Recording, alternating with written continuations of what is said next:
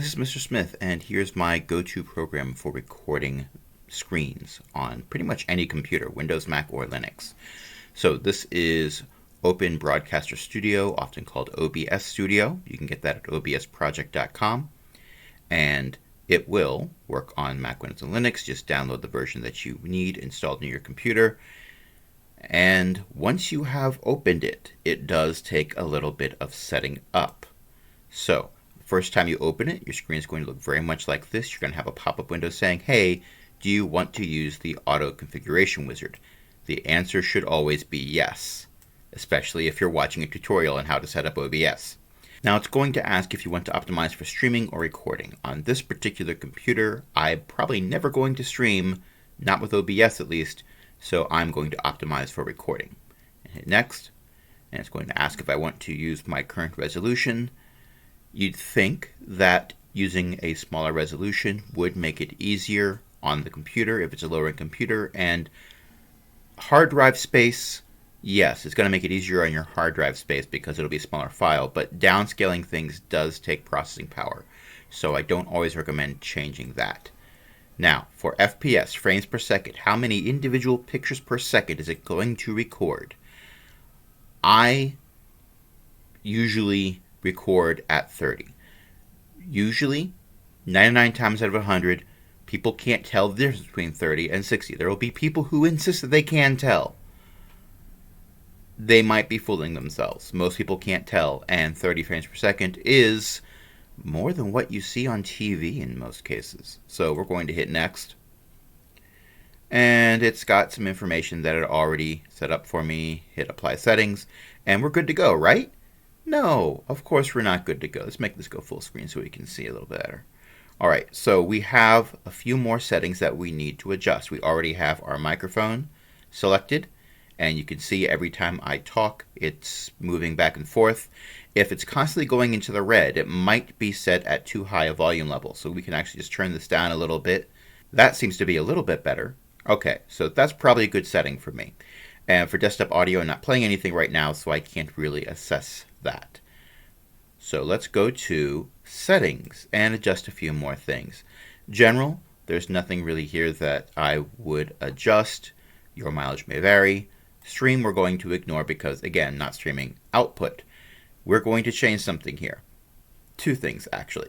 First of all, as I've said in a previous video, I like to always have my recordings be in my videos folder so I know exactly where to look for them. So I've just made that change by clicking on Browse.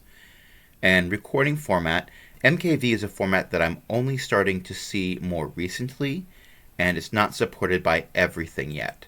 So I would recommend either doing MP4, which is almost a universal format when it comes to video editing, or if you happen to know you'll be editing on a Mac, then MOV is fine because that's the default QuickTime format. But MP4 is usually what I use, and you'll get a little warning here saying, hey, this is not 100% optimized, bad things could happen. Life goes on, I'm not too worried about that. Audio settings, we can leave those as they are. Video settings, we can leave those as they are, although we may wish to change those later. Hotkeys, I tend to not use hotkeys. There is a non-zero number of times that I've had a cat walk across my keyboard and stop a recording or start a recording. And I would come back and find that I'd recorded 8 hours of my computer idling as I was sleeping. And really, I don't mess with hotkeys. And advanced, if you really want to change the file format for how your files are saved, you can do that in here, but we're not going to worry about that. Hit apply to put in our changes, click OK. And now we still have nothing here. We need to adjust this. So first thing we're going to do, over here we have scenes. Right now we have a default scene named scene. That's fine. We're going to put everything in here. You could add more scenes if you really wanted to. We're not going to yet. In sources, this is where we're going to put all the fun stuff. Now to start off, I'm going to add a background. Why would you add a background? Well, because sometimes what you're adding in here is not going to be to scale for the video that you're recording, and large black bars are really a faux pas. So I'm going to add an image and create new. This doesn't mean we're creating a new image. It just means we're creating a new image profile. We'd be able to add this in multiple scenes if we wanted to. Click OK. And now we got to find the file. I made one in advance. I put it in Documents. I just named it BG. There we go. So very colorful, but should not hopefully be too distracting from everything else I'm adding. So we're going to click OK. So next we're going to add is a window recording. If you are watching this video, chances are you want to record your screen. So this is the simplest way to set it up.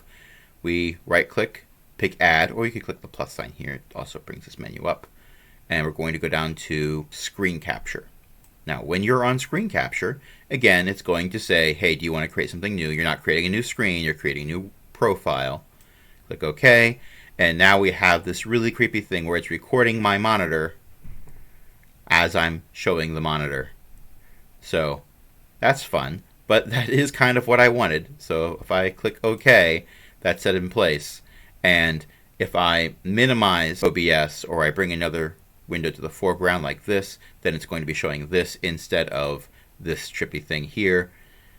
We're actually going to I'm going to click on the eyeball for this right now just to make this be invisible because we don't really want to mess with that right now. Okay, but imagine that's there. A few more things we can add. We can add an individual window. So if I go to Window Capture, again, you can name these separate things. In this particular case, I would name it the name of the window that you want to capture.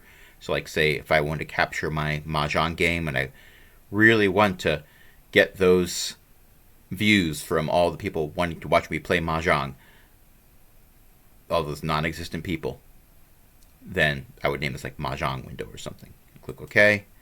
And now I've got to find the window that is open that best matches what I'm looking for. And in this particular case, that's this one right here. And I can click OK. I can move this window around. I can move anything around. I can resize anything I want to. For this, right click, let's go to Transform, and we can fit to screen. And it's not exactly to scale, so I've got a little bit of my background showing through. If I wanted to, I could click on these red borders and just make it be a little bit larger than the screen and then recenter this. And that might be a little bit better. Now, something else that I can do, because a lot of people like to use a camera, let's add a video capture device, otherwise known as a camera. Now, this computer that I'm using right now has two cameras built in. One of them, it's going to look normal. The other one is going to be black and white and be flashing. So just so you know, it's going to default to that one first because I've done this before. So I'm going to click OK.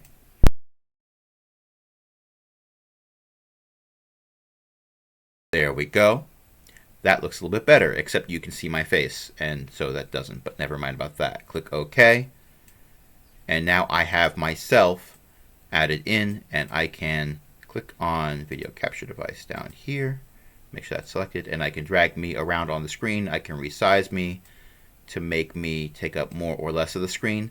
This is very useful if someone is recording, say, a video game where it's online and there's chat going on and they don't have control over who's saying what.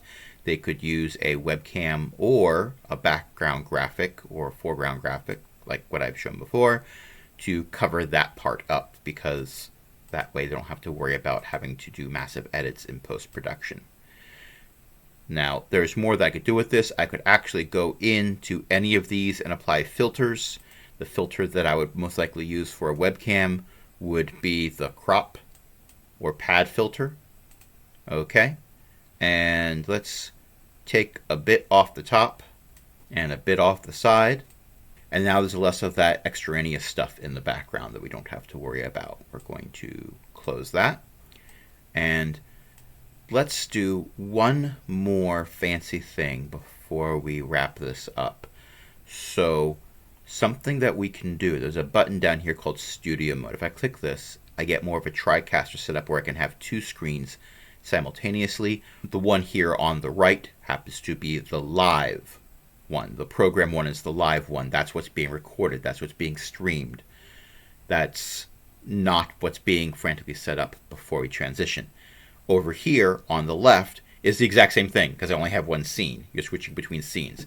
So let's click on scene over here. We're going to right click and we are going to, can we duplicate? Yes, we can. We could duplicate the entire scene. Fantastic. We're not going to give it a fancy name. We're just going to call it scene 2, and we are going to make some adjustments on this. For one, I am going to get rid of the window capture mode. So now it's just me and that screen. And I am going to take my video capture mode, right click, we're going to transform, and let's make that fit to screen.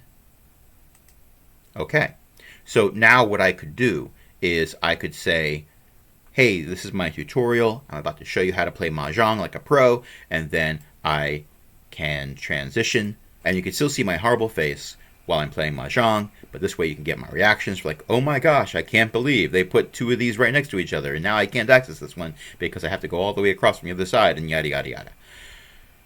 Hypothetical situation, but this is also useful if I am, say, trying to record me solving a math problem and I have a camera pointed at a sheet of paper or something.